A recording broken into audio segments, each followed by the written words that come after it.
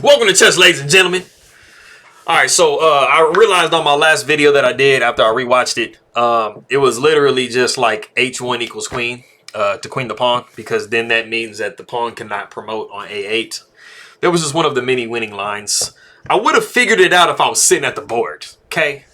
So, you know, go easy on me.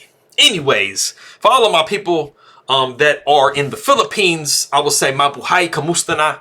Magandang umaga, magandang hapon, magandang araw, magandang gabi.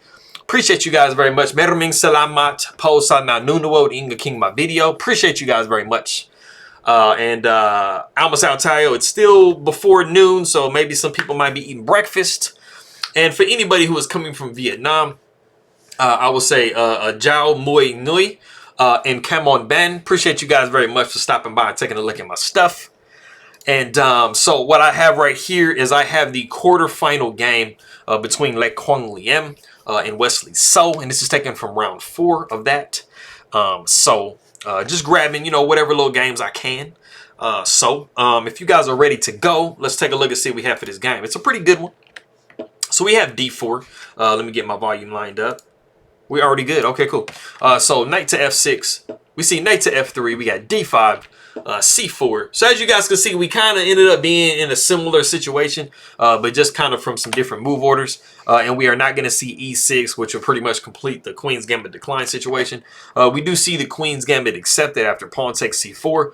We see E3. We have E6, and then we just, you know, the pawn is able to be taken back on C4. Like I always say, you know, when you try to start hanging on to the pawn, you run into some issues. You know, A6 and then B5 situations, got A4 coming. Then you have some problems on this diagonal with this undefended rook. So you definitely don't want to go into that, or be very careful if you do.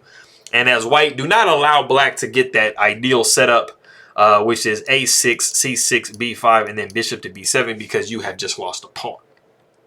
Like I said, bishop takes C4. We see C5. You know it was coming. Congratulations. I'm proud of you guys. We see castles by white. We have A6. Queen comes to E2. We see B5. And then we see bishop back to D3. And we have knight to C6. And then we actually have A4 in the game, which is very logical. Like I'm saying before, you know, this rook is undefended. So, you know, black is a little bit vulnerable. Now, backing up after knight to C6, it was actually possible immediately just to take pawn on C5, and then after the bishop took back, just immediately play rook to D1, and then basically just ask a question to this queen like, hey, what are you doing on D8? You know, that's not really, you might want to move out of that area. So, but like I said, we do see A4.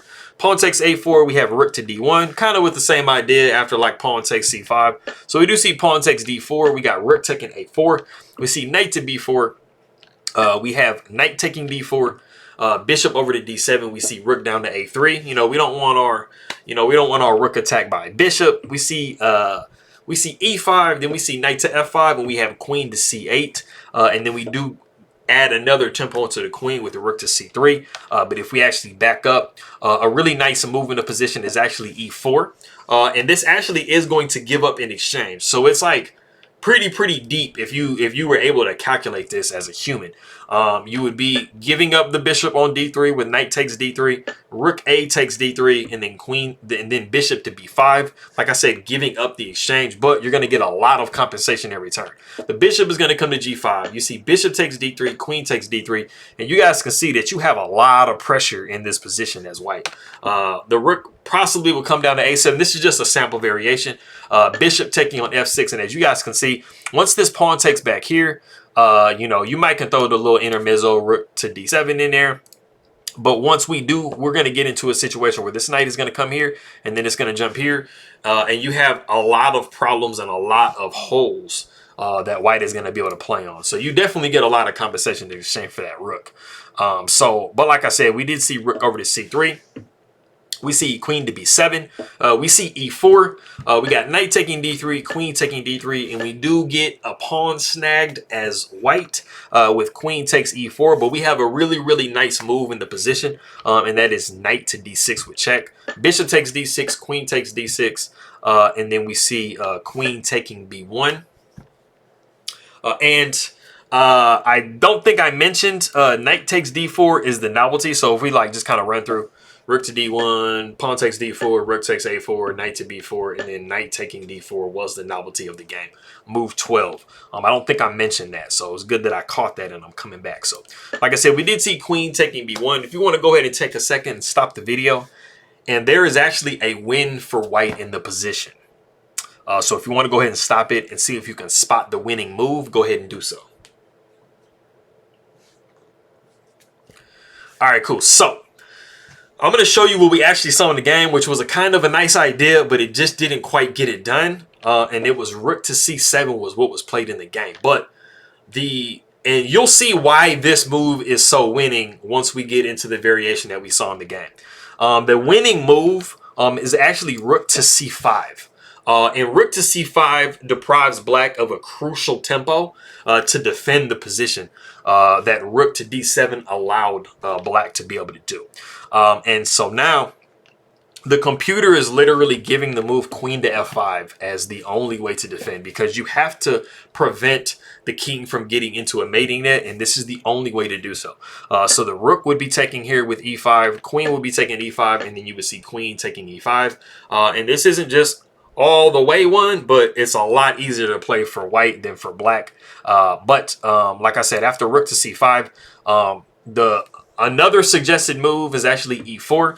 Like I'm saying, nothing wins in this position, but e4 was giving at least some kind of resistance. You would see rook to e5 with check, and you have really two ways to try to, defend against this. You have king to d8, which actually just kind of loses on the spot. And so you'll see queen to b6 with check, king over to c8, rook to c5 with check, bishop to c6, and then rook taking c6 is mate.